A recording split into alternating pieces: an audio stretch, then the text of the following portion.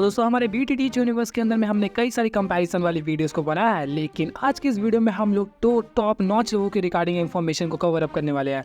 जी हाँ, मैं बात कर रहा हूँ ड्रैगन प्रिंस 1 के हमारे मास्टर कांग वांग वर्सेस BTTH के मास्टर याओ लाओ। ये दोनों ही कैरेक्टर्स अपने अपनी दोंगा सीरीज के अंदर में काफी एक अच्छी रेस्पेक्टेबल पोजीशन को होल्ड करते हैं और मेरा फेवरेट ये दोनों के दोनों ही है। और जब मैं फर्स्ट टाइम BTTH को देखना स्टार्ट किया था तो उस दौरान चाचा याओ लाओ मेरे फेवरेट कैरेक्टर थे और अभी भी मुझे काफी ज्यादा ही पसंद है। हालांकि वो बात अलग है कि हम लोगों का मन डोल चुका है और हम लोग ब्यूटीज को ज्यादा फोकस कर रहे हैं, लेकिन फिर भी चाचा याओ लाओ हमारे दिल की गहराइयों में बसते हैं। तो वीडियो को स्टार्ट करने से पहले मैं बता दूं कि इस वीडियो के अंदर में हम लोग थ्रीसम करने वाले हैं। मतलब उस तरीके का थ्रीसम नहीं है, बल्कि सबसे पहले हम लोग कंपेयर करेंगे BTTH के मास्टर याओ लाओ वर्सेस कांग वांग। फिर सेकंड टाइम हम लोग करेंगे TGR के मास्टर याओ लाओ वर्सेस कांग वांग। तो सबसे पहले हम लोग बात करेंगे हमारे ड्रैगन प्रिंस 1 के चचा। काहे के चचा, ये तो दादाजी से भी ज्यादा उम्र के है, क्योंकि लिटरली ये लौंडा हमारा 10,000 सालों से भी ज्यादा बुढ़ा है। और जिन लोगों ने ड्रैगन प्रिंस 1 को देखा है उन लोगों को अच्छी तरीके से पता है कि इसकी फर्स्ट अपीयरेंस सेकंड एपिसोड के अंदर में हुई थी। और उस दौरान कांग वांग को देख के सभी लोग यही बोलेंगे कि एक सिंपल सा मास्टर बनने के लायक है, कहीं कोना में पड़े रहो और सबको बस टीचिंग्स पे लो। लेकिन जब ये लौंडा अपनी कपड़ों को फाड़ता है तो ये लिटरली बन जाता है जॉनी से। मेरा मतलब वो नहीं गलत मत समझो, वो नहीं बनता, बल्कि ये बन जाता है एक बैड सेंट लोटस का पावरफुल कल्टीवेटर, जो कि लिटरली अपने एक उंगली से एक प्लैनेट को डिस्ट्रॉय कर सकता है। आप लोगों ने देखा होगा कि जब उस दौरान इसकी फाइट हो रही थी 3 सेंट क्लैन के लॉन्डो से, जो कि एक्चुअली में लोटस सेंट के बंदे हैं, उन तीनों को ये इतना बुरा वाला मार मारा था ना कि जैसे कोई छोटे बच्चों को कोई बड़ा बच्चा भी नहीं पीटता होगा। मतलब मैं देख के इतना ज्यादा एंजॉय कर रहा था उस दौरान। और तो और इसकी पावर्स का अंदाजा हम लोग उसी दौरान लगा सकते हैं कि ये किस तरीके से डिसॉर्टेड स्पेस को ओपन कर रहा था। डिसॉर्टेड स्पेस की पावर्स को हम लोगों ने BTTH में भी देखा है कि कैसे दो जून के बंदे एक स्पिरिचुअल क्रैक को करते हैं और उसके अंदर से पास आउट हो जाते हैं। और ये बंदा इतने पावरफुल स्पिरिचुअल क्रैक्स को कर रहा था कि वो एक प्लैनेट से दूसरे प्लैनेट के पास में लिटरली इन सेकंड्स में पहुंच जा रहा था। ये तीनों जो कि लोटस सेंट के बंदे थे, वो तीनों भी इसके सामने बिल्कुल भी नहीं टिक पा रहे थे।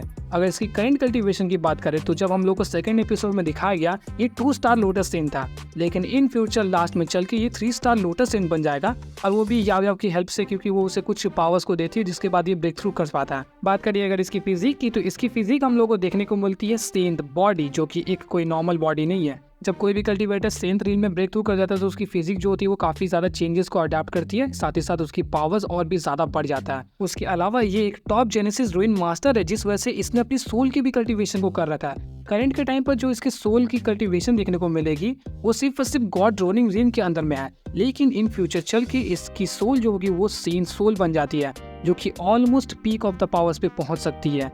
और मैं बता दूं कि सोल की कल्टीवेशन एक तरीके से हम लोग के अल्केमिस्ट की तरह ही देखने को भी मिलता है। और अब हम लोग बढ़ते हैं हमारे मास्टर याओ लाओ की तरफ में। मास्टर याओ लाओ की पावर्स के बारे में मैं जितना बताऊं उतना ही कम है। आप लोगों को पता है कि पूरे डॉकी कॉन्टिनेंट के ऊपर में शोइन से पहले जो सबसे स्मार्टेस्ट लौंडा था वो हमारे चाचा याओ लाओ थे, और मुझे भी ये लौंडा काफी ज्यादा कूल लगता है। स्टार्टिंग से लेके अभी तक मुझे काफी ज्यादा अच्छा लग रहा है। वो बात अलग है कि BTTH ने उसका कचरा करके रख दिया, लेकिन कोई बात नहीं, मुझे तो फिर भी ठीक लग रहा है। और जब स्टार्टिंग के दौरान में इसकी जो पावर्स थी, लिटरली लौंडा पीक पे था। मुझे सबसे अच्छी चीज उसकी लगती है वो है उसकी चिलिंग बोन फ्लेम। इसकी कल्टीवेशन के बारे में मुझे बताने की कोई जरूरत नहीं है, क्योंकि चाचा याओ लाओ के फैन फॉलोइंग कम नहीं है और सबको पता है कि ये कौन से लेवल पर है।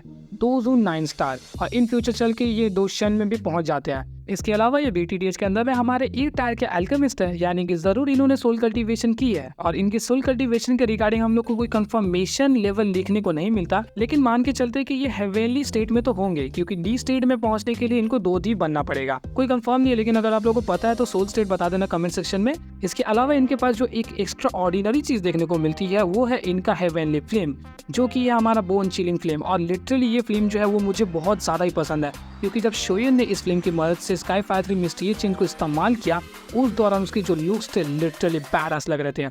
और तो और मास्टर याओ लाओ ने भी जब इस फ्लेम को यूज किया, उसके आंख से जब निकलता है ना, लिटरली गूज़बम्स आ जाते हैं। ठंडा फ्लेम है और ठंडा गूज़बम्स भी आते हैं। तो अब चलिए जानते हैं कि हमारे BTTH के चाचा याओ लाओ वर्सेस हमारे कांग वांग के बीच में अगर फाइट होती है तो कौन जीतता है।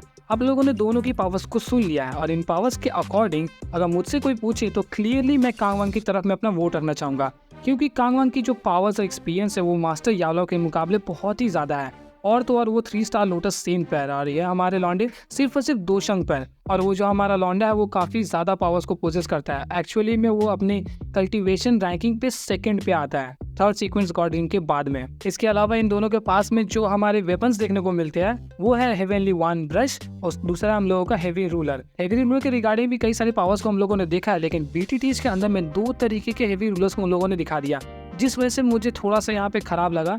जिस वजह से कभी भी हेवी रूलर के अंदर में एक्स्ट्रा ऑर्डिनरी चीज़ हमें देखने को नहीं मिल सकती, लेकिन ये जो हेवनली वन ब्रश है उसकी पावर्स ऑलमोस्ट पीक पर है। और इन फ्यूचर के जब ज़ो-1 इसको पूरी तरीके से अनलॉक कर देगा तो वो एक्चुअली में कांग-1 की जो ओरिजिनल पावर्स थी उसकी बराबरी का टक्कर दे देता है। जिस वजह से यानी कि कांग-1 के पास जब ये हेवनली वन ब्रश थी तो इसकी powers can solo master यावलाओ।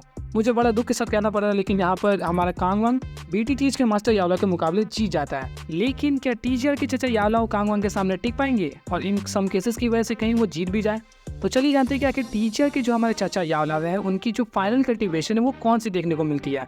Teacher के अंदर में जो चचा यावलाओ की फाइनल कल्टिवेशन है उसका नाम है इमॉर्टल हेवनली सॉवरेन, जिसकी पावर्स ऑलमोस्ट 2D या फिर 2D से थोड़ी ज्यादा भी हो सकती है। और साथ ही साथ हम ये भी मान लेते हैं कि उनकी जो सोल की कल्टिवेशन होगी वो D स्टेट में भी पहुंच जाएगी।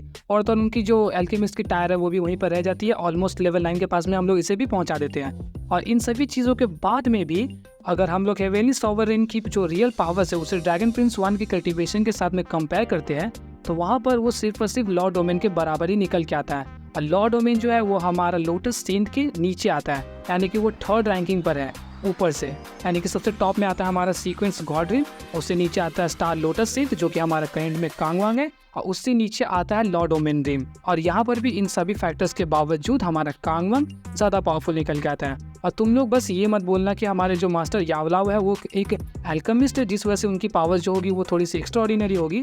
मैं ऐसा नहीं बोल रहा हूँ कि उनकी पावर्स एक्स्ट्रा ऑर्डिनरी नहीं है, लेकिन कांग-1 भी एक तरीके का जेनेसिस रूइन मास्टर है जो कि हम लोगों को ड्रैगन प्रिंस 1 के अंदर में एक तरीके का एल्केमिस्ट ही मान सकते हैं उसे, जिस वजह से उसकी भी जो सोल की कल्टिवेशन और एक्स्ट्रा ऑर्डिनरी पावर्स होगी वो उसके पास में भी अवेलेबल है। और बड़े दुख के साथ कहना पड़ रहा है कि हमारे यहाँ के जो फाइनल विनर है वो कांग-1 निकल के आता है, लेकिन हमारे दिलों में हमेशा से मास्टर यावलाओ बसे हुए और अभी भी रहेंगे, क्योंकि वो चचा की वो जो धड़कपंती है और वो जो थोड़ा सा हटके एटीट्यूड है ना वो हमेशा बेस्ट ही रहेगा। कांग-1 तो थोड़ा सा खूबसूरत बुढ़ा लगता है। इसके अलावा अगर आप लोगों के पास मास्टर यावलाओ के रिगार्डिंग कोई भी ऐसी इन्फॉर्मेशन जिसे मैंने इस वीडियो में मिस कर दिया हो तो कमेंट सेक्शन में पेल देना। और प्लीज गलती से भी फैन बेस नॉवल या फिर अपने मन गढ़ंत कहानी को मत डालना। कोई फैक्ट हो तो प्लीज बताना, वरना रहने दो। तो आज की इस वीडियो में बस इतना ही रहा, तो मिलते हैं आपसे एक और कंपैरिजन वीडियो के साथ। तब तक के लिए गुड बाय।